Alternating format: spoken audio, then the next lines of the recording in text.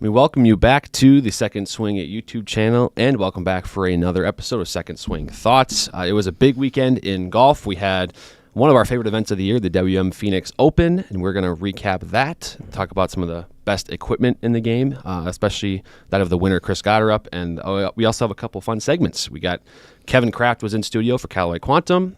We talked about that with him right after he was doing some testing with it. Also, we met up with Jacob Clarke with Ping over at the PGA Show Demo Day to talk about Ping S259 wedges. So all of that and a whole lot more in this episode of the Second Swing Thoughts Podcast live.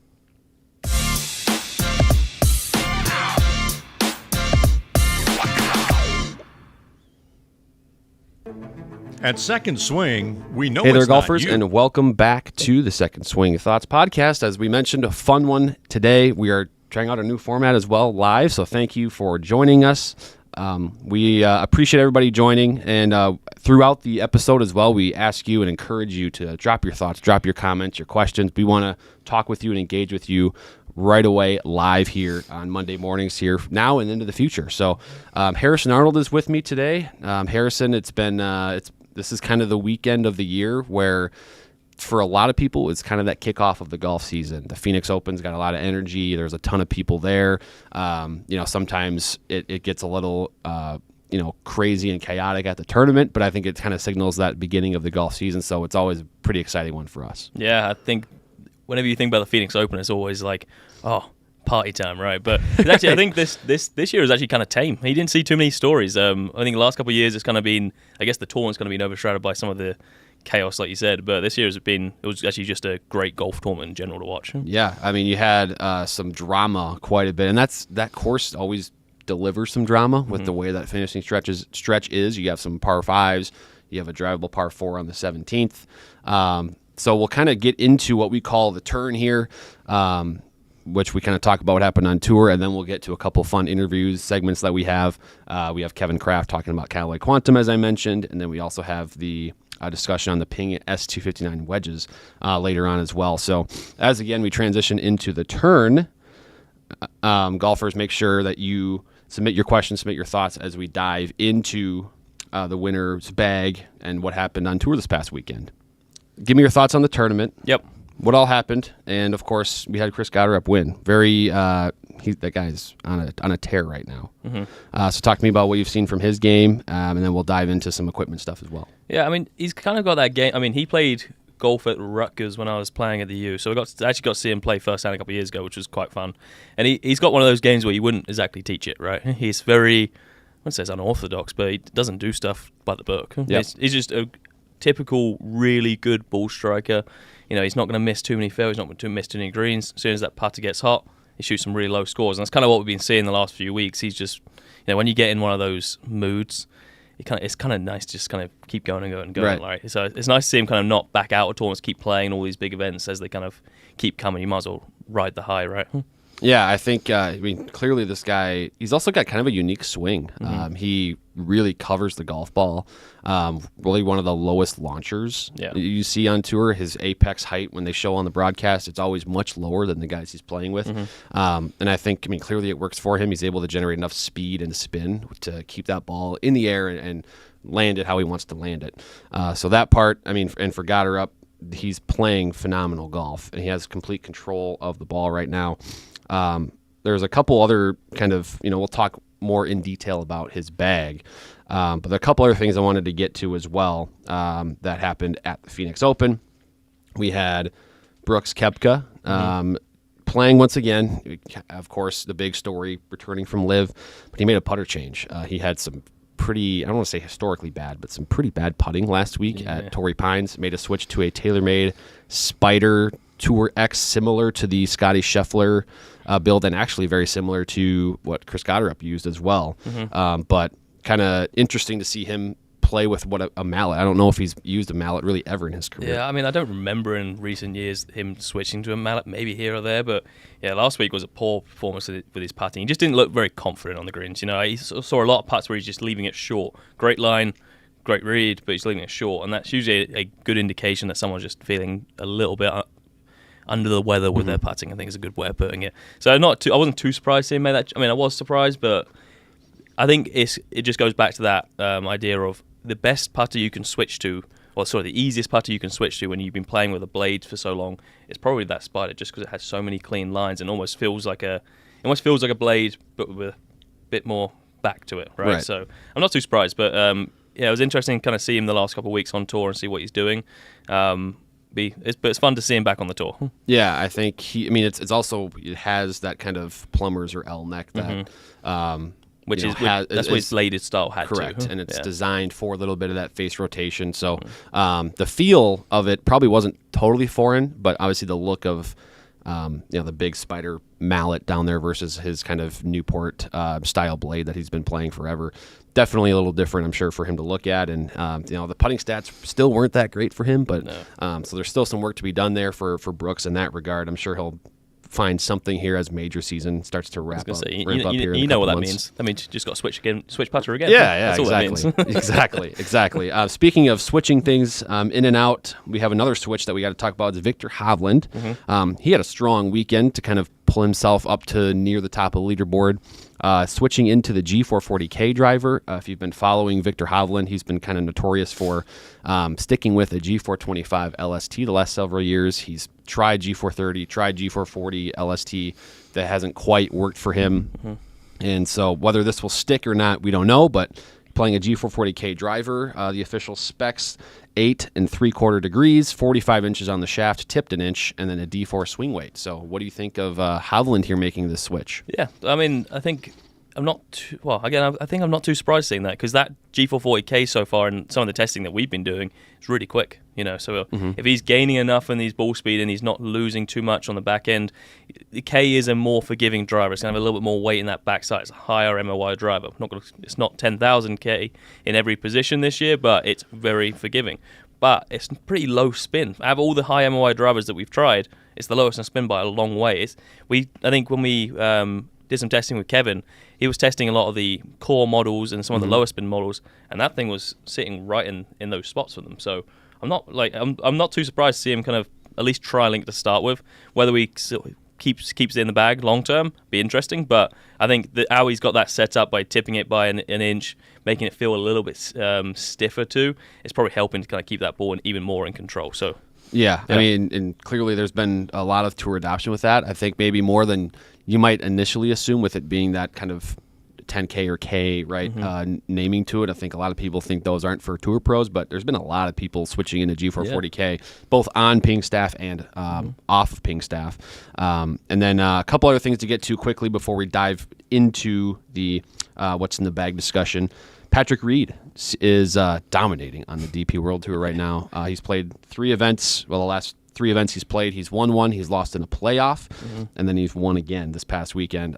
He is a free agent in equipment. He's a free agent. I don't think he has a clothing sponsor either. No, he's just out there hitting golf shots, vibing, and winning tournaments. I mean, he's a guy, he's kind of been this villain figure going over to LIV, and the whole, we had that phase of Captain America, the Ryder Cup, and then he kind of became a villain, left for LIV. But he seems like he's making a charge back, and now he's going to probably have a tour card next year. Yeah, I think it was. I saw a great stat. I think it was last night, this morning, where the amount of points he has on the DP World Tour already in the last 8 years would already put him in 10th on the money list. So to get his PGA Tour card back, so it's almost a guaranteed certainty.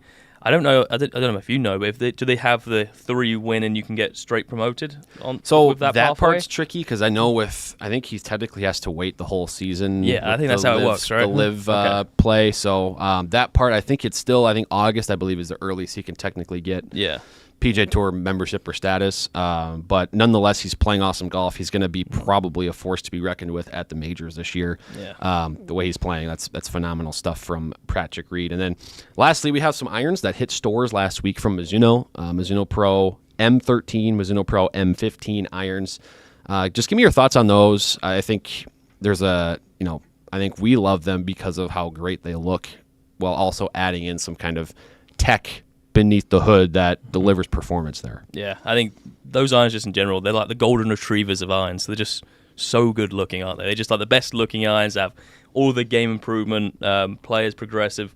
They're just they're amazing to look at. They're performing really well because they're really quick off the face. So for particular people, I'm seeing them be really successful. Seeing them be slightly lower in spin than some options. So for someone who's really struggling with a lot of spin, it's been great trying to put those in their hands. Yeah, it's been, and I think they're going to fit really well for a lot of players. They're also kind of a combo set within their own model, the way Mizuno built them, which I think is going to be a really big thing for golfers this year. That the 4 and 5 iron of the M13 are built differently with slightly different materials than say the 8 9 iron and pitching wedge. So there's a kind of a combo set in there. So let's get to it now. We're going to talk dive a little bit deeper into the bag of Chris Gotterup. Golfers, I will also add, while you're in the YouTube chat, drop some comments, drop some thoughts. We're going to get to them throughout the program here today, but let's dive into the winning what's in the bag here of Chris Gotterup. Yeah, he's always good one. So yeah, he's played a nice set of clubs this year, right? He's already played He's already won 2 events already this year, right? Yep, and then another one last summer. Last summer was the other one, right? So interestingly, he's kind of gone for a set that is made up of a bunch of different brands, right? Yep. So I think he is sponsored by Bridgestone. So he's got a Bridgestone partnership. He's, at least. Playing the irons, Yeah. golf ball as well is a big piece of that for him. But he does have, to your mention, or as what you said, plenty of brands. The G440 LST driver is a consistent winner. We've seen a lot of victories with that driver the last couple of years. And being that he's has this low launching trajectory all the time, to have the LST there, maybe it's a slightly higher spinning than other low spin models. Yeah. Maybe helps him as someone who hits it so low. Yeah. And then you also got to talk about mini driver too. So I think that's the question I have for you is, as we dive into this, is going to be right off the bat. Let's talk mini driver. He's got the TaylorMade Burner mini copper driver, which is I think a 2024 model from TaylorMade in that realm. Just what have you seen from mini drivers, and is this trend going to stick for golfers, and what type of golfers are we talking about? Yeah, I think it's I won't even call it a trend anymore. I think this is now a mainstream club that's going to be fit for a long time. But it always comes from that conversation of how do you use your 3-wood? I'm talking to someone in a fitting and I say, okay, how do you use your 3-wood? Are you hitting this into the greens, or is this a driver replacement? If it's a driver replacement, I would say 75% of the time we're going to grab that mini driver and just test that, because if it's going to be hit off a tee, why would you not get something that is triple the size? It's going to be way more forgiving. You're going to get the same results, if not some more consistent results, because it's a much bigger head. It can be a little more forgiving than those small woods. I think it's a great addition to especially tall players' bags, like Chris has been doing. Whether that's in every single week, maybe not next week. He might switch it out when he goes to play Pebble. It's going to be slightly different. He might want to put something in that's a little bit lower in launch, because it's going to be windier, a few more conditions to play with. So I think it's just because you can play 14 clubs doesn't mean you can't own more than 14 clubs. So it's just another great weapon to the arsenal. Yeah, and I know he's played with a very unique older. I think it was last year at the Scottish. He had a unique old TaylorMade driving iron that was a decade old, I believe, that he was playing. And at least lately has swapped that out, at least for this tournament, swapped that out for a TaylorMade QI35 5-wood. And so kind of on that discussion as well with 5-woods, I feel like in general, in the entire golf community, from Weekend Warrior to Tour Pro, what fairway woods are in a player's bag has made a significant shift the last few years, where on tour you're seeing 5 woods, 7 woods, 9 woods way more often than you used to. And I think now, even for the average golfer, you're seeing a lot of players realize a 15-degree 3-wood maybe isn't the best choice for me as my strongest fairway wood. So can you just talk to me about that? That change that you're seeing, that shift in fittings of fairway woods, what's going in players' bag, and maybe the decrease that we're seeing in 15-degree 3-woods. Yeah, I'm not too surprised to see a decrease in 15-degree 3-woods. When we just talked about, you got a mini driver that's 3 times the size. If you use it for the same purpose, not much point in having it. 5-woods have been around for a long time, but they're turning into like the modern players' 3-wood. A lot of people are struggling to get the ball up in the air. The distance that tour players are hitting it, they don't really need a 3-wood. They're not going to need to hit a 280, 290-yard shot into the par 5s. Sometimes there might be that option, but a lot of the time it's 260, max 270, and a 5-wood's going to be able to do that for them. In the fitting bay, it's almost a no-brainer pretty much every single time. I was actually fitting someone at the weekend where we looked at he's a 4-iron hybrid right now, and I think this is maybe a trend that I might see, is that hybrids are going to die a slow death because fairways are just going to keep taking over, because we was trying a 4-iron hybrid which came in about 34 degrees of land angle, about 150 yards for carry, something like that. I put a 7-wood equivalent loft in there, and we immediately got to 45 degrees of land angle. Yeah. I mean, for this gentleman, he hits that 4-iron into the greens all the time, and he plays a pretty tricky golf course with firm greens, and he says he never holds the green ever. That 11-degree jump, I mean, that's going to change. That has the ability, that has the opportunity for him now to hit all those greens and actually reduce his score quite a lot, because he told me he struggles with his chipping like we all do, right? So, so just that in general. So I think, the more we keep going through. I mean, last year or 2 years it was the year of the 7-wood. Last year was almost like the year of the 7 and 9-wood. I think 9-wood will be the big thing this year, and then I wouldn't be surprised if we start seeing 11-woods pop up too. Right, yeah. I mean, and we did see when we had a fitting head in, at least for the elite line last year, with 11-woods in the bag. We have a comment on YouTube saying that they have an R7 11.5-degree mini. We'll probably keep it in the bag this year, and I think we're going to see a lot of players try them out. I'm going to try one out this year. I'm very intrigued. I am one of those players you referred to that does hit 3-wood off the tee a lot more than off the turf, and so to me that's kind of the no-brainer as far as the mini driver is concerned, at least to try one out. Getting more down into the bag, we'll touch briefly on Gotterup's iron set, playing the Bridgestone Tour B 220 MBs 4 through 9 iron. Muscleback blade, kind of built a little bit for him specifically as well. Kind of that, again, the guy that strikes it that well can get away with playing a muscleback blade. But we are seeing that, the muscleback type iron kind of slowly drifting away here in general in the industry. But another win yet for a muscleback blade here. Yeah, I mean, I think it's a testament to everyone. Everyone makes a good blade. It's hard to make a bad blade, right? Yeah. I mean, they are. If you've ever put one of those in your hands, they are really good looking. They actually look very similar to like a Tiger spec kind of blade. They just look very clean, very just well shaped. I mean, I haven't actually hit these ones myself, but if he's playing the MB all the way through the 4-iron, I think what we spoke about earlier about him being lower in launch, lower in spin play, just has a lower apex in general.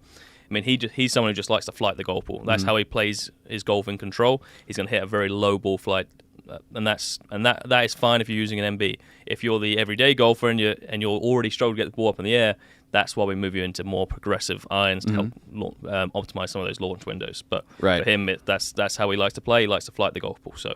Yeah, and it's, again, a formula that works for him clearly. And then a couple things, again, that we'll hit on here, wrapping up his what's in the bag. We do want to mention the set of wedges he's got, TaylorMade MG5. That was new as of last year. He's got 4 of them in the bag, 46, 52, 56, and 60 on the lofts. Also has Dynamic Gold Tour Issue X100s in those wedges, that's a pretty firm and kind of stout shaft for wedges. Some players like to opt for a little softer in the wedges, but he's going pretty stout with those. And then the putter, as we've talked about already throughout the program, the Spider Tour X, Spider Tour X from TaylorMade with that kind of L neck or plumber's neck. It seems to be a popular option. We talked about Scotty Scheffler, we talked about Brooks Koepka, and actually the winner as well, playing a variation of that type of putter. So, again, lots of momentum there and great work on, I guess, a TaylorMade short game, if you will, for Gotterup here. Yeah, I think it's testament to the Spider probably being the best putter in the game. I think 4 out of the 5 top players in the world are using it. So, if you haven't tried one yet, probably would try one. He's used that for years as well. That model's a couple of years old. If you look at the in-person pictures that you can find on Golf WRX, that thing is beat. Yeah. So, it's just a extremely consistent putter especially on like off-center strikes. Just keeps the speed of the ball rolling very nicely. Yeah. So. Yeah, we have a couple of clubs we wanted to call out as well that were in play in Phoenix this weekend that we also have to mention as a company that has specializes in a selection of used clubs and models from many years ago. Ping S55 irons were in play. Those were launched we're probably talking about 13 years ago now. Yep. 13, maybe even more than that. So S55 irons were in the bag, at least part of a combo set with Matt Fitzpatrick and Mackenzie Hughes, who both had pretty solid weeks. Fitzpatrick was up in contention for most of the weekend. We had, this is a good one here, Charlie Hoffman playing a Titleist 913 HD hybrid. Yeah. So another one from a long time ago. And then also wanted to call out here is Hideki Matsuyama still playing Cobra Rad Speed Tour fairway wood. So if any of those catch your attention, Harrison, let me know, because I know you're familiar with playing a club that might be, a decade plus old. Yeah, I mean, I respect the Rad Speed. That is, I like an old fairway wood. The Rad Speed in itself, it had those, I can't remember exactly what they call it. I think it was called T-rail, the bars on the bottom. Baffler rails. Baffler rails, that was it. And that thing sits unbelievable. If you put that thing down, it's so hard not to get that thing square because it's almost like propped up. It's really nice.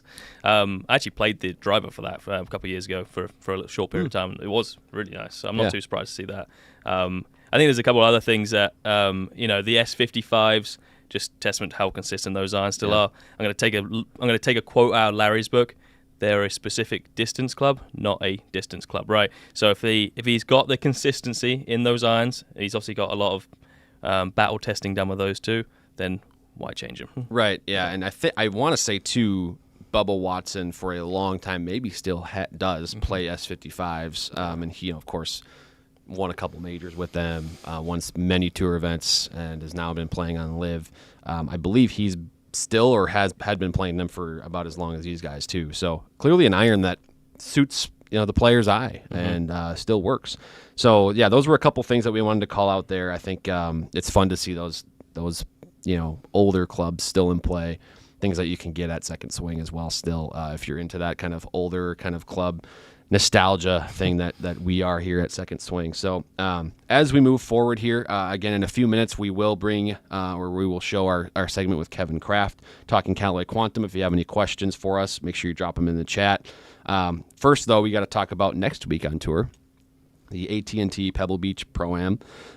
It's going to be a signature event, and it's also going to be a very different style of golf, probably different conditions, different golf course. As far as equipment changes, do you think there'll be any significant or things that some of the tour players will swap out in bags, and why would they make some changes? Yeah, definitely. I think the going from playing golf in the desert, which is like playing golf in a dome, to going playing on the ocean where there's a lot more conditions, that's going to switch a lot of things. I think you're going to see a lot of those 5-woods disappear. You're going to see a lot of people put the 3-iron in the bag just so you can control that ball flight. Chris Goddard, I would assume he's going to, like we just spoke about him, moving into next week, he's probably going to take that 5-wood out. I'm going to assume to see, I wouldn't be too surprised to see some higher bounce wedges in the play too, because the rough gets really thick out of Pebble Beach. So wouldn't be too surprised to see some of those, but I think mainly the biggest thing we're going to see is you may see anyone who does have a 3-wood in the bag, they may switch it out for a mini driver because it does come out a little bit lower, and just the 5-wood replacement with a 3-iron. Sure, yeah, because Pebble Beach it's actually one of the shorter courses that these guys play throughout the schedule now. So there are a lot of holes where the tee shot is going to be more focused on accuracy and control, and especially the rough now will be a little bit thicker as well than maybe it was at TPC Scottsdale. But so great stuff there. I'm looking forward to, again, what's going to be another exciting event on tour, a bigger purse as well for these guys. Yeah. But now we're going to get into a segment we filmed a while back with Kevin Kraft. This was shortly after we did some testing on the new Callaway Quantum series. Kevin was dialed in and had his impressions on the Quantum series, so we had to get him in studio and ask him that. So without further ado, here is Kevin Kraft in the studio going through Callaway Quantum.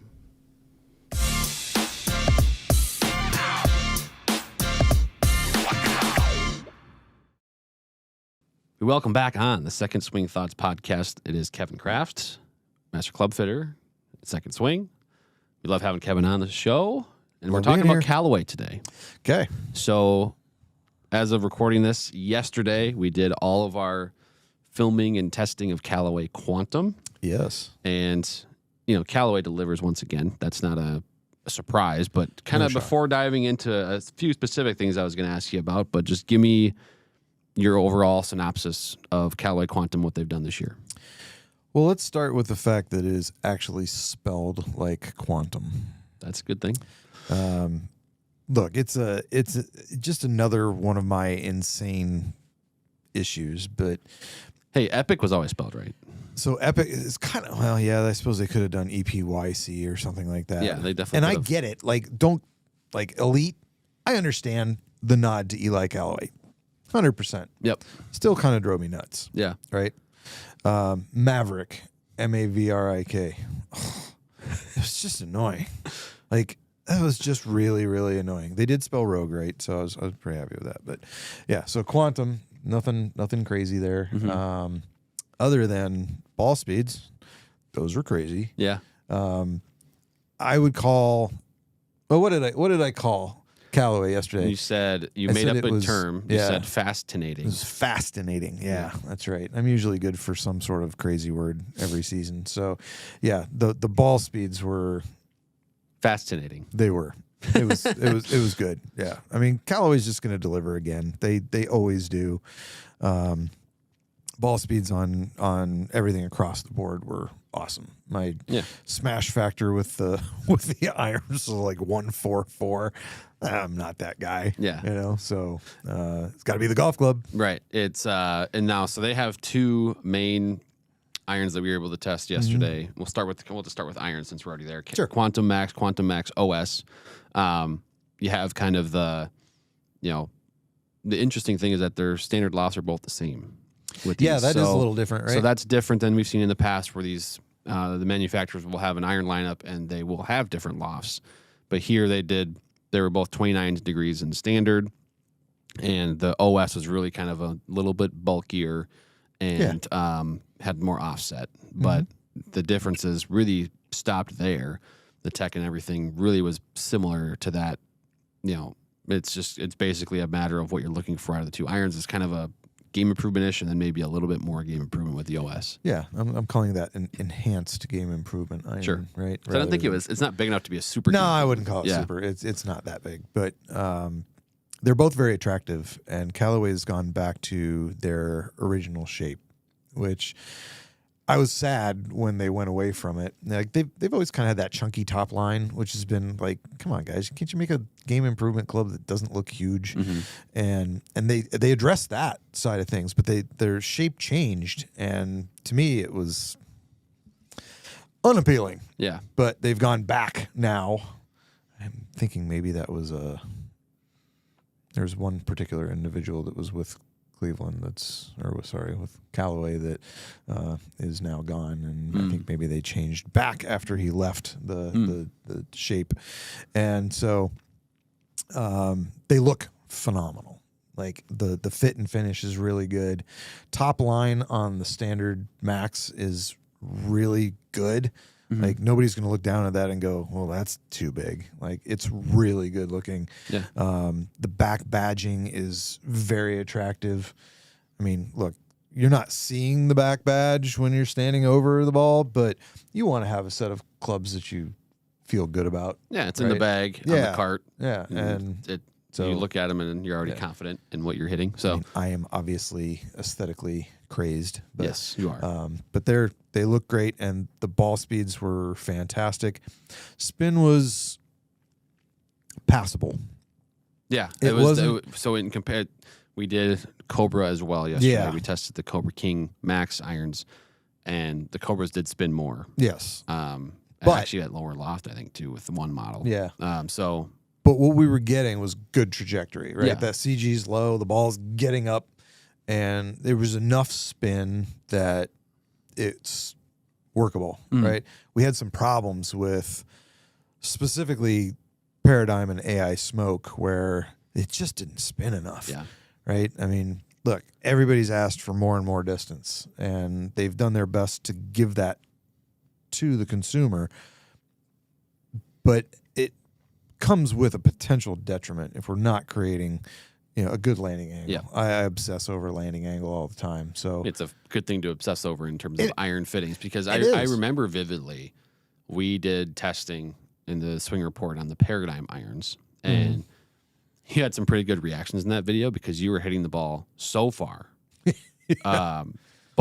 And you had enough swing or enough speed and a good enough swing to get the ball high enough where You probably could, if you really wanted or needed to, play a 7-iron that went that far. But most players don't hit it like that. And so, that was your kind of, the reaction was you were just like laughing at how far the ball is going. Yeah. But it's not always this good, positive thing if it's a flat 190 yards that doesn't get more than 80 feet in the air. Yeah. Do you really want to hit a 7-iron 190 yards? I mean, there's guys that can't help it. Yeah. Right? I mean, I've had a rash of guys in over the last few weeks that are swinging 100 plus miles an hour with 7-irons. Yeah. And then I don't know why they're all coming out of the woodwork now, but they are. So they're fun to work with. Yeah. Right? But, it's a little excessive to hit a 7-iron 190 yards. Right. But it's worthless if it's 3,400 RPM and you can't control it. 80 feet in the air. Correct. I mean, it's never going to stop. So. Right. Yeah. It's really good to see that the spin numbers are still there. There's enough spin, right? I think we're kind of mid upper 4,000s on both it's higher models. than for sure like AI Smoke. Oh, and 100%. Paradise. Yes. So yeah. I know Elite took a pretty big step in the right direction last year. It seems like it's kind of still in that same spot. Yeah, Elite's great. And the cool thing there is that the new irons aren't really in competition with Elite. They are more game improvement centered. I mean, if you look at the standard model Elite from last year, that's a player's distance iron. Right. I mean, it's pretty compact. Mm-hmm. And it was great. And then you had the HL, which was very helpful. And then you had the X. And the X was really the game improvement version of the Elite line. But these are they're dedicated game improvement clubs. Right. And so I wouldn't necessarily expect them to spin the way we saw with some of the Elite stuff. But they've done a good job of taking that dedicated line and giving it more spin than what we've seen in the past. So big nod, big thumbs up for the amount of spin that we were getting on those. We just don't want to compare it to Cobra because the spin was so much higher, but that's okay. Right? So in hybrids now, I thought, the speed was very good. There's also adjustability there too. They have kind of these, it's almost kind of hidden, but there are some weight ports on the sole. Yes. Heel and toe adjustability that you have that you kind of don't notice them at first glance. Then you have a little bit of that speed wave shape as well. That has, I think it was pretty successful with Elite, and they're kind of, it looked pretty similar. Maybe some subtle refinements to it, but hybrid's really good. You have adjustability there too. Able to see in terms of the hosel, so we're able to see some really good stuff from the hybrid as well. So the adapter now for the hybrids, this was actually in place this year, is the same adjustment as their new iron adapter. So we've got the ability to move some things around, flatten the lie angle out, go more upright, make lofts stronger, make lofts weaker. So because what you're saying basically is the fitting adapter that you guys had as fitters for irons. Yes. They're using that same one now in their metals, essentially. Yes, both the hybrids and the fairway wood, which is awesome. Like from a fairway wood perspective, to be able to go, oh, I can go 2 degrees flat on this now. Man, how great is that? Like that's huge for us as fitters, for being able to make sure that everybody gets what they need. Some people hook hybrids and fairway woods, right? So going flatter is awesome. Not everybody needs anti-right. Sometimes we need anti-left, and there's never been a ton of anti-left options out there, right? So that's a good point. So it's really cool to see that they've adapted that adapter for both the fairway woods and the hybrids now. Sure. So just more control for me, and that means more control for everybody else. Fairway woods. This was a fun test to see you do because of how excited you were with the Elite fairway woods a year ago. We were talking a little off camera. You're going to be very hard pressed to get your Elite fairway woods out of the bag. But the Quantum was fast. Oh, the fairway woods are fast. It was. Yeah. I mean, I think in what we hit yesterday, I averaged maybe 3.5 yards longer than what I would typically expect out of my Elites. Yeah. So, like, I'm kind of hard pressed to say, oh yeah, I need an extra 3.5 yards, right? But these are beautiful fairway woods. Yeah. They look spectacular. The new color scheme and everything is right on point. Yeah. And the ball speeds are fast. Yeah, it's on the color scheme piece. It seems like both Callaway and Cobra that we hit, there's not a lot of color involved in either series. It's a little bit of gray, a lot of black. Yep. They're kind of letting their clubs do the talking, do the marketing themselves, because they're like, here's Which a is pretty cool. standard looking black traditional, Yeah. not a ton of colors, and Glossy. glossy on the yeah exactly. There's that too. Drivers, there's a new face combination of materials. Mm-hmm. So they've got their high strength titanium. That's not going away. They've added a layer of polymesh, and then they've incorporated some carbon fiber into the face materials. They're still using AI to generate all these models, if you will, with, I think it was 50-something thousand iterations of a face architecture. Then they test them all out with AI to see which one is the most optimal, and they put those in the driver head. That's kind of been the story that they've done, and they've done, allegedly for many years, right? That's been the story of their drivers and how they've used AI. But now they've got these new materials in there, and so they call it the Triforce face with the 3 materials, and it seemed like there were some pretty good results right away. Yeah. What I like about what Callaway has done over the last generation or so is they've not just done AI with like robot testing. They're also going robot, but then a lot of human testing. Because, you can control a robot and stuff, but humans are weird, right? I mean, and we swing weird. So you get a whole lot more, I think, out of doing the combination of those tests to produce the AI stuff that really is going to matter. And do you remember last year when we tested AI Smoke versus Elite? The claim last year was up to 8 yards longer. I picked up 5. Yep. But my downrange dispersion was tighter, and that was the other part of the story, was that the AI face had become much more intelligent, and we saw a better correction on mishits, and that was fantastic. So this next generation is just continuing on with that. Yeah, and I think that's what great. Callaway's story has been there with with their metals and drivers specifically. I think is they keep refining things, maybe a touch more subtly than other companies, but it's because they're already really good. Yeah. And making those gains is a little difficult, especially when you're working with a lot of it is AI powered with how they design. It started with just the face, and then they've kind of gone to the whole construction of the head being like an AI computer model essentially, and then they spit it out and actually build it. Yeah. But nonetheless, 4 models there that we hit, and it was fun to see the spin basically line up exactly how you would expect it to throughout all the testing. So they have the Triple Diamond Max now in the lineup, which was fun as well. Yep. That's always been kind of a later addition.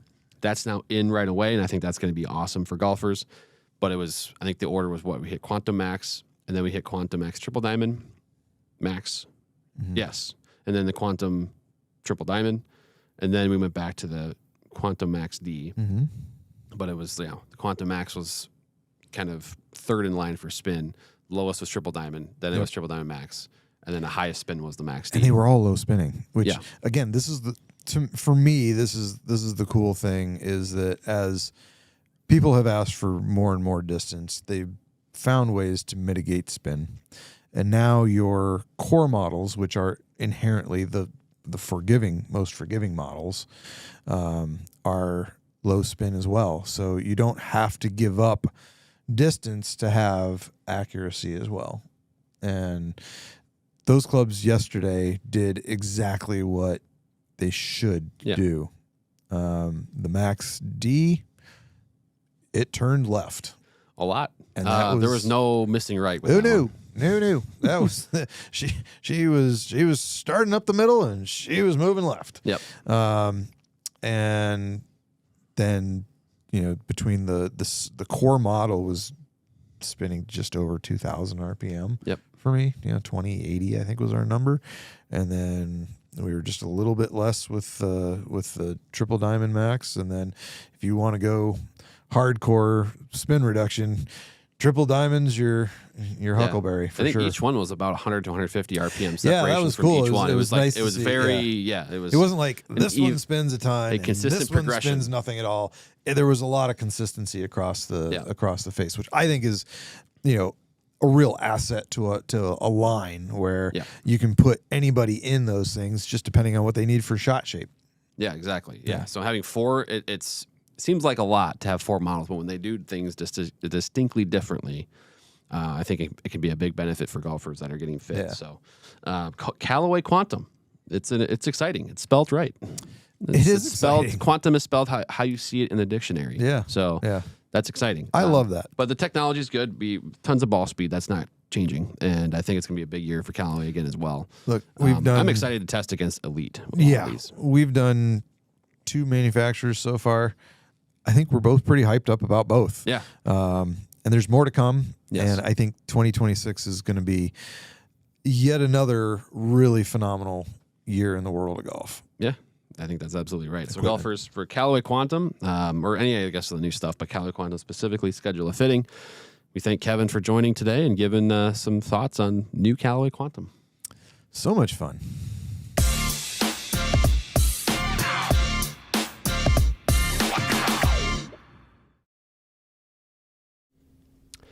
And that was Kevin Kraft in the studio shortly after he did his initial testing of Callaway Quantum. Of course, always good to get Kevin's insights. I think there's a lot of things to be excited about with Quantum.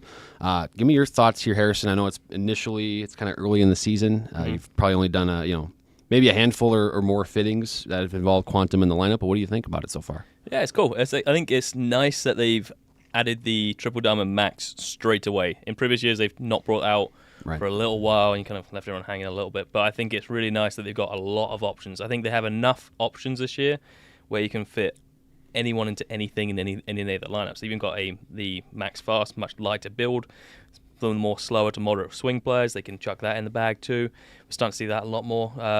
The Triple Diamond Max just being there is really good. Yeah. I compared all of them to, I did a lot of driving testing over the weekend, and I saw that in general, really quick off the face, slightly lower in launch than a lot of other brands, which is for a lot of guys is a good thing. So, yeah, quick and low in launch. Yeah, I think Callaway's always been fast, right? There's no question on the ball speed. So, once again, golfers, if you're joining us or have recently joined us, drop some questions, drop some comments in the YouTube chat. We have one more quick segment, and then we'll do a Q&A with you live. But in the meantime, we're going to get to another quick interview. This one's about 10 minutes. We were able to catch up with Jacob Clarke down at the PGA Show demo day. Jacob's a senior design engineer at Ping, and we talked about the new S259 wedges. He had a big hand in those, and there's some new grind options, new loft options. So we had to get Jacob's perspective there. So here is that discussion from the PGA Show demo day.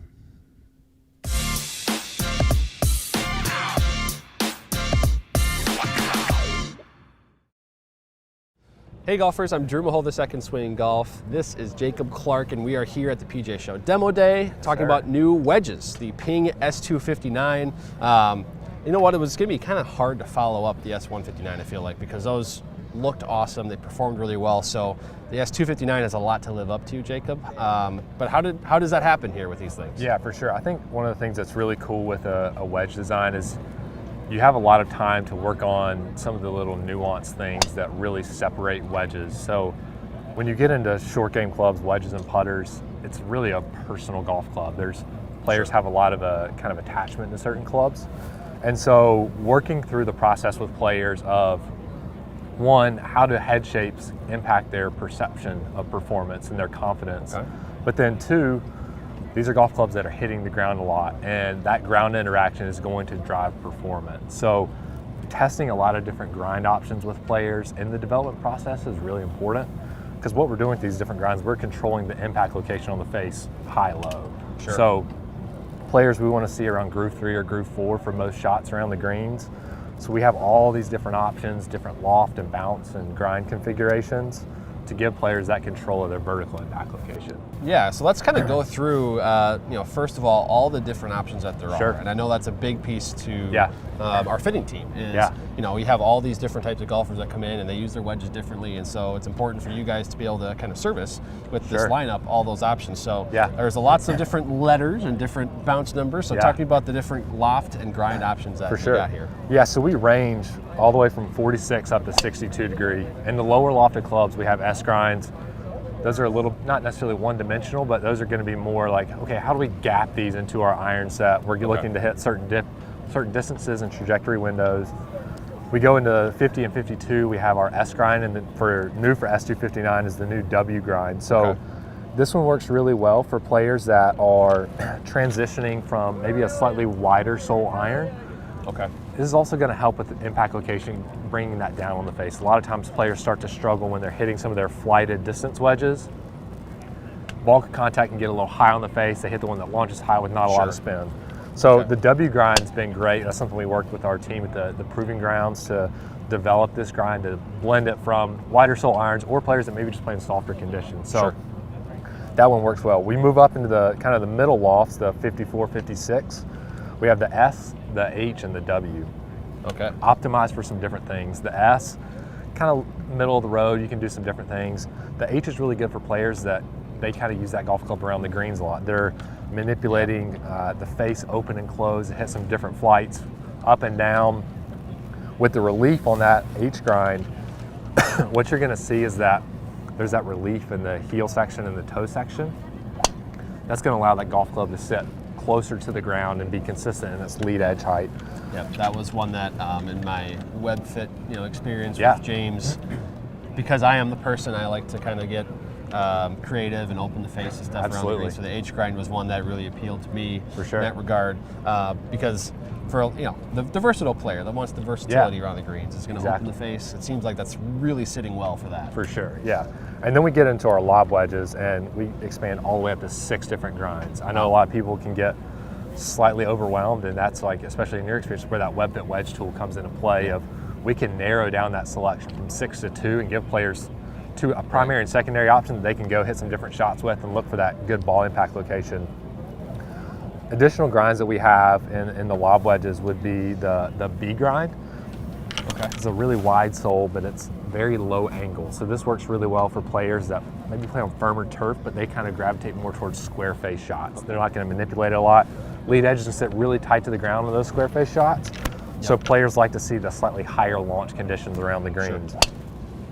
The one I'm probably the most excited about is the E grind. So previously we had the I2 head shape and kind of built on an iconic ping platform. We wanted to take the performance characteristics of how that golf club hit the ground, but bring it to a more traditional standard head shape.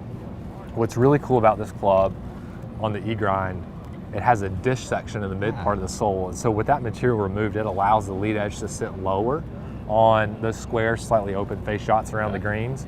But then when you open it up a lot in the bunkers, you get that back edge bounce where it keeps the club from digging too deep into the sand. So this is one I'm really excited about, and I think we'll have a lot of adoption. Yeah, it kind of acts as a wide sole, in the bunkers. Exactly. You have that back edge of it, but it can still also kind of feel and maybe play a little bit like a thinner sole wedge. For sure. On these maybe tight lines, which is kind of fun. Exactly. And then the T grind, this is our most popular option out on tour. We made the sole a lot narrower on S259. That's something we got from feedback with players looking at, hey, if they're getting a custom grind in their lob wedge, what are some of the things that they're doing? So building in that into the S259 platform, we narrowed up the main bounce section of the sole. But the biggest changes are on the trail edge side, to where that heel relief falls really sharply away, so that as players open it up, these players are opening up the face the most around the greens. That lead edge just sit really tight to the turf, and we've had a lot of success with this so far on the tour. Yeah, that's it's a wide range, right? And it's a lot of different shapes and sizes as well to those soles. Talk to me now. Let's flip the club over and talk about the club face. So we'll talk about the face, and then of course I know you wanted to talk about that grip as well. Yeah, I'm excited about it. So the face and the grooves. What's the construction methods being used here to make sure that interaction with the golf ball is crisp, but also there's a lot of it where you get that spin, a lot of friction involved. Yeah, absolutely. So one of the ways I kind of like to describe face friction, it's kind of like MOI for different lies. So any wedge, if you're hitting it off of a dry fairway, they're all going to kind of spin about the same. You really start to see the differences when you get into either a wet golf ball, you're playing early in the morning with dew, first cut of rough. The grooves and the face blast, the machining and the hydropro, all of these work in conjunction to help preserve the launch conditions. So good players say consistently, like, yeah, it comes out in the window I was expecting. With our face friction, we have the micro max grooves in our higher lofted wedges because those are optimized for more around the green play. we're going to get much more consistent launch conditions, preserving ball speed. We're going to get that lower launch angle and the higher spin rates that players are looking for. So yeah, we're really excited about this technology and kind of how it helps the average player. So now let's get into this fun grip that we're working with here. So that was one of the things off camera. You're like, we got to talk about the grip. Yeah, so absolutely. Let's dive into this and how it's going to help golfers, because it looks like some kind of fun maybe lines around. Yeah, for sure. So this is our new dialy grip. We've had some different wedge grips that are more specially designed, but we wanted to add some more functionality to it. So when it comes to the grip itself, it's 3/4 of an inch longer than a standard grip, and it has a reduced taper in the bottom section. When you see players hitting shots around the greens, they move their hands up and down the golf club a lot. So we wanted, one, give them more real estate to work with, but then two, have a pretty consistent feel in their hands in terms of the overall grip profile.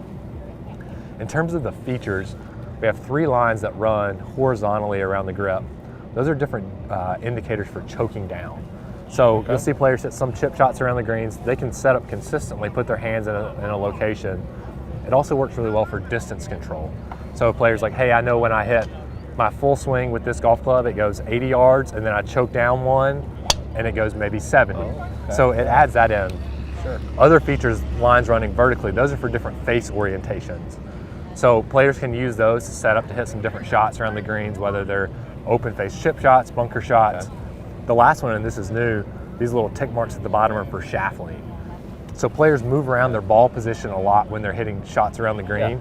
This gives them another reference point to say, okay, when I move the ball this far back in my stance, I can use this line here to do it. So it's great because like the best players in the world are really consistent at their wedge setups. You can bring some of that consistency to the average player to utilize these features. And what's great is they can do it all before they get over the ball, and then they don't have to think about it anymore. Wow, that's fascinating. It's bringing, in a sense, kind of a teaching tool as well. For sure. In a way, when you get fit for S259, you can also bring a consistency and almost a teaching element with you. Absolutely. And then your short game can be that much better. That's the goal, right? That's awesome. Yes, sir. Yeah, so the Ping S259 wedges, we talked through all the tech here. Yeah. I guess the important thing is, of course, I wanted to just get your feedback on fitting and getting dialed in. And also, most players don't have the same grind on their entire set of wedges. Yeah. So just talk to me about the importance of getting fit and how that can be a benefit for short game. Yeah, I mean, getting fit for a wedge, I'd say, is the biggest performance lever that you can pull around the greens.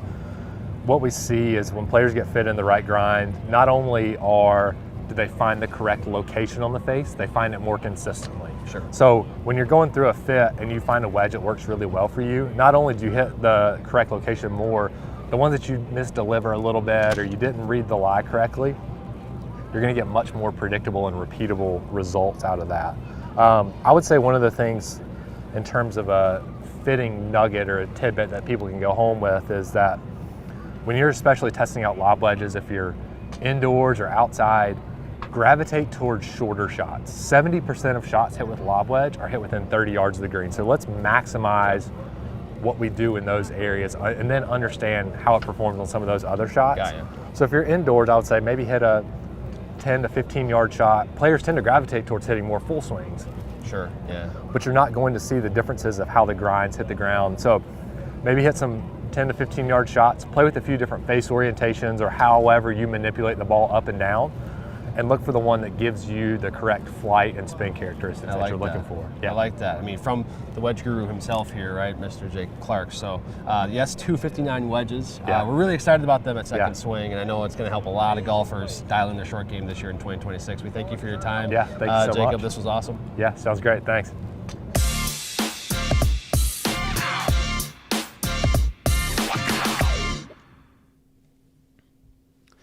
And that was Jacob Clarke at the PGA Show Demo Day talking Ping S259 wedges. I'm very intrigued by the S259 wedges this year. They look pretty slick. I think they're going to be, I'm sure, intriguing in wedge fittings this year for you, Harrison. Really good stuff for them. Adding some grinds, adding some loft. I mean, there's, for years, Vokey's been that kind of leader in options, but I think Ping and others are really catching up there now too.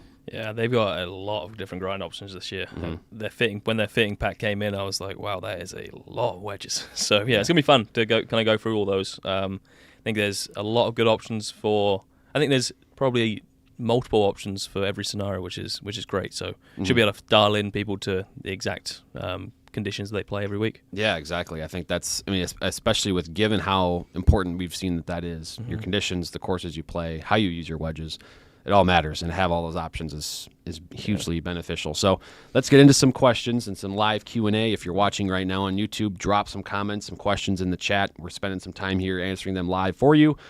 We also had a few submitted ahead of time on our Instagram, so we're going to get to a couple of those here before diving into your live comments in the chat. This one from Logan Gabriel 0. How big of a difference is stiff flex compared to extra stiff on steel shafts for irons? Yeah, so I think that's a good question. I think you're going to feel it's really going to be a big feel difference. That stiff shaft is going to have larger steps. It's going to have smaller steps in between the shaft in the shaft. So that's going to make it feel a little bit softer. That extra stiff is just going to feel a lot more rigid. So if you're someone who does struggle to kind of feel where the head is already, maybe the extra stiff probably doesn't make much sense for you. It really comes down to kind of the frequency and the torque value of that shaft, right?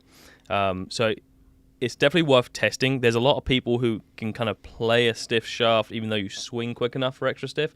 So it really just depends on can we match up your transition type to that. Yeah, because you can get the same weights essentially, right? With stiff to extra stiff and steel. I mean, you can get the same weight. So it's about kind of, where that flex point is and the feel of it throughout the swing. So here's another good one.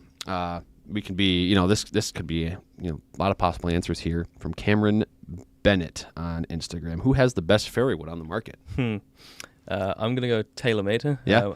Maybe I'm a little bit biased with that. I would say TaylorMade make probably the quickest fairway wood. The most consistent and highest launching fairway wood would be Ping. Okay. Yeah. Okay. So it kind of depends a little bit on what you're looking for. Depends what you're looking for, yeah. Yeah, we actually had Larry Bobka in here for some content that's coming soon, by the way. And one of the things he had said was similar about Ping. It's like Ping is typically the highest launching if you need to help getting the ball in the air. If you're looking for ball speed, though, it sounds like Harrison says TaylorMade is the option there. So next question here. This is a good one as well for some specific launch monitor numbers. It's from that dude TG on Instagram. It says best driver recommendation for a -1 degree to 0 attack angle or angle of attack. Club head speed is around 112 miles an hour. Okay, so you got a lot of speed. I would say anyone who hits kind of flat or down on the golf ball, you're always going to struggle a little bit with spin control. So something I would look at, something like a triple diamond model so a Quantum triple diamond in the Callaway lines, GT3, Ping G440 LST. Any of those kind of low spin models would be kind of what you're looking for. I would probably look at the Triple Diamond Max in the Quantum line, just because we don't want to sacrifice too much, without knowing how you hit the golf ball, don't want to sacrifice too much forgiveness there. So Triple Diamond Max might be a great place for you just to start. And that G440 LST too. Right. Both of them are going to be very forgiving drivers while still having the properties of a low spin model. Yeah, because I think at that point, I would say you're hitting kind of down on the ball still. So just trying to maintain the spin is going to be important, especially when picking that driver head. Here's another good one. This is from the Keith Lilja. I might be pronouncing that wrong. I apologize or mispronouncing that. But which is more usable? This is a very fun kind of fitting philosophy question. Which is more usable? A fit driver head with the wrong shaft or a fit shaft with the wrong driver head? See, that's when you can get me in trouble with that question because everyone's got their own opinion. I would say the right head, wrong shaft would be more usable than the right shaft, wrong head. In my opinion, I find that the head carries most of the weight and the shaft is there to help dial us in for launch and spin and from a feel point of view and dispersion. Yeah, I tend to agree from what I know about club fitting, but I also think like if you're way off on driver head or way off on shaft, I feel like the shaft is going to be a bigger impact if you're way off, right? If you're close, I think you're right about the driver head, but lightweight senior flex shaft or something like that in my driver would be a huge problem. Yeah, that's where that question gets a little funny. It depends how close you are. If it's a stiff or you got the right head, probably get away with it. If it's senior flex, no. So but yeah, probably head. We got a couple more here.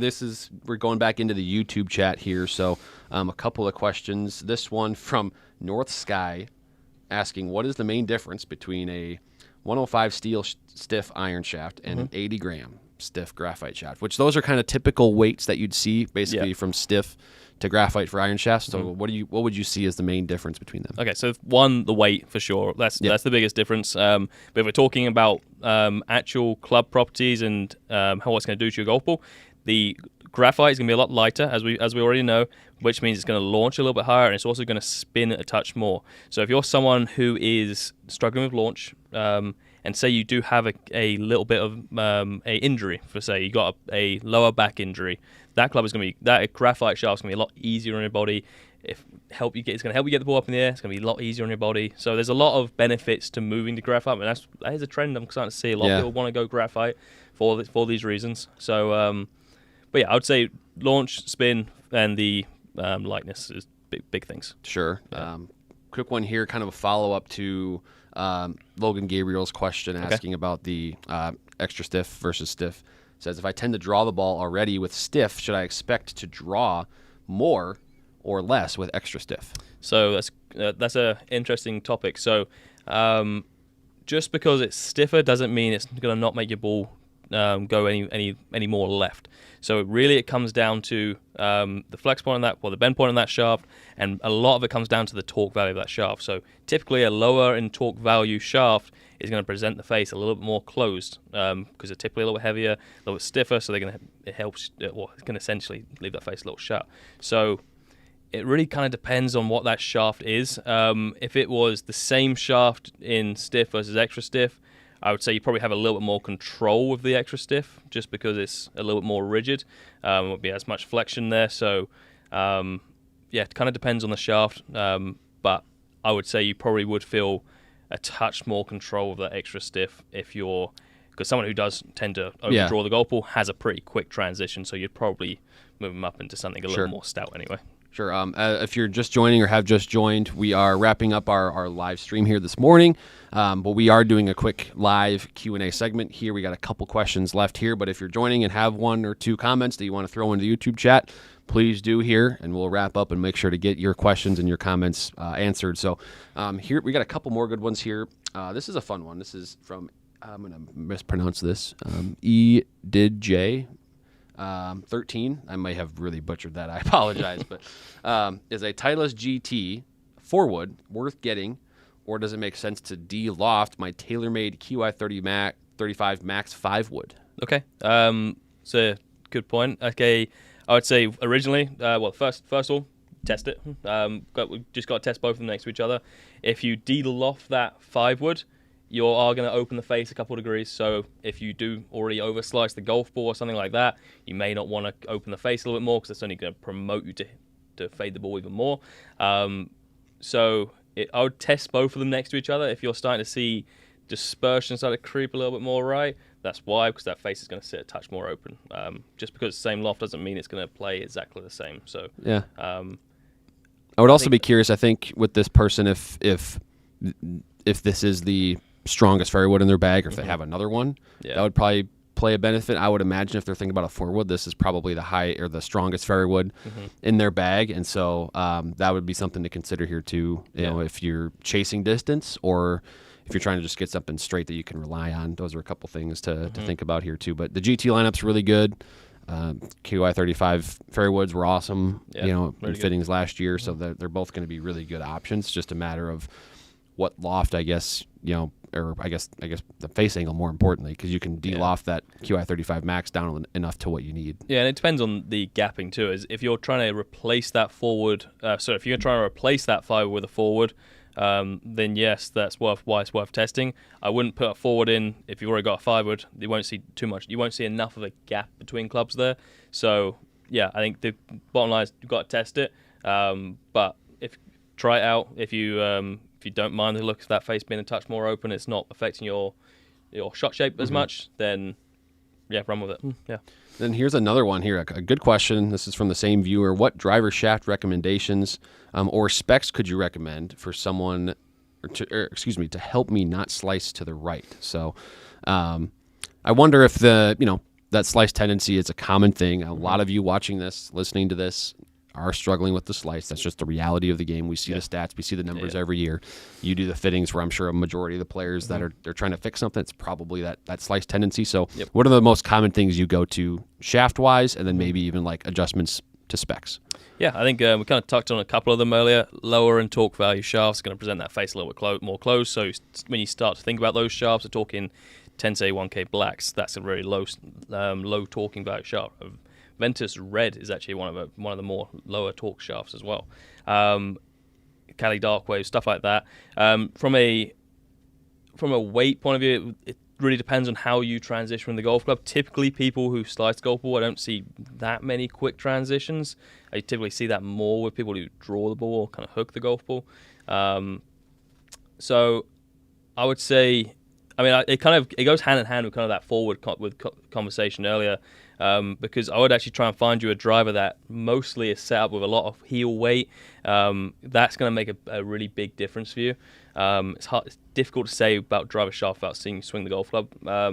But yeah, anything that's kind of low in torque is going to present that face a little more close. But mainly, if you can try and find a driver head that you can move a lot of weight into the heel side, and even just putting it in an upright position as well, that should start the ball a little further left too. Or even depends on the brand. If you loft a driver up, like in a TaylorMade model, in a TaylorMade model, that's going to present the face about 4 degrees closed. I think in a Ping is about 2.7 to 3 degrees. So I think it's try and find a very low in torque value shaft, 1K black. That's just a great stock option there in most brands, but mainly let's try and find the right combination. Yeah, I mean, I think also one of the easy things to try here too, if you have a driver and it's a driver from the last, I don't know, 10 years, there's an adjustable hosel out there in some kind. Yeah. And you can obviously you can reach out to one of the members of the team at Second Swing. We can give you a quick fix or quick adjustment based on what hosel setting might be right for you if you're trying to fight that slice. That's a quick, easy fix, because I feel like a lot of people maybe don't take advantage of those adjustable settings, and it could just be a 5-minute quick boom, unscrew the hosel, switch it back in, and you might at least have a more of a tendency to correct that slice. It might not fix the whole thing, but you're going to have a little bit more of a bias to the straight. To the fairway. So a little question from Joe LeBlanc at the buzzer here. Hey, Joe. Any idea if and when Ping will release a mini driver? I have no idea. You've seen some photos and some things of a prototype on tour potentially, but we have not heard any word on if it will even be available to customers. So TBD on that. Still a prototype, so we don't know. You'll be the first person I'll let know, Joe, if it comes. Right. Okay. Well, that wraps up our Q&A segment. Once again, golfers, we're gonna be back. We're gonna be on Mondays live every Monday morning. We're gonna recap tour events. We're gonna have some fitting insights, some fitting content for you, and then we will do some Q&A like this every Monday. So make sure you're joining. Make sure you've got 9 o'clock Central Time bookmarked on your Monday morning calendar. I got to go through what we're publishing this week as well on the YouTube channel, Harrison. Did I tell you about this video that's going up today? Because I don't think so. It is the QI35 versus QI4D driver comparison with Kevin. Interesting. Kevin hit one of the most remarkable dispersions I've ever seen in driver testing. Okay, that'd be interesting. So that you got to see it if you haven't yet. So and Kevin hits the ball really good. He's a really good player, but he was pretty stunned by what he saw here. So we have that. We have also coming up this week a quick little fitting from the PGA Show. We were at Fujikura was hosting an event. We had Brady Falk, one of our fitters, work with Fujikura on a quick little demonstration, quick fit, if you will, out on the driving range. We've also got a fun comparison of Bridgestone's golf balls, their new Tour B golf balls in studio. So we got that coming this week as well. Some great stuff there. As far as in store this week in stock, we got a couple new ones. We've got Callaway Quantum and the Mizuno M Craft City Series putters. Those are, I don't know if you've seen those, Harrison. Yeah, they're going to be an underrated putter this year. They got some cool shapes. Yeah, I'm liking them. Yeah, they got some shapes, and of course they're forged out in their the Mizuno forging. Nothing feels like a Mizuno, as they say. So that Mizuno's doing a lot of cool things this year, and I think there's a lot to be excited about there. So that kind of wraps it up, though. I think lastly, of course, if you're watching, you're listening, make sure you're subscribed wherever you need to subscribe. That's the YouTube channel. That's the podcast platforms. Subscribe. On YouTube, we are chasing, and I am looking forward to the day we have 100,000. We're going to do some giveaways here in the next few weeks to spark that. We want to get up there, man. We want a little plaque back. We want the plaque. Yeah, so help us get there. Subscribe. Tell your friends. Tell your family to subscribe. We really appreciate it. And we will see you next week on the Second Swing Thoughts podcast, Monday morning, 9 a.m. Central Time. At Second Swing, we know it's not you, it's your clubs. That's why we offer over 100,000 new and used golf clubs and a team of experts who help you find the perfect option for both your swing and your budget. Customize your bag with a tour-level fitting, then trade in your current clubs to save even more on your upgrades. Change your game in store or online at secondswing.com.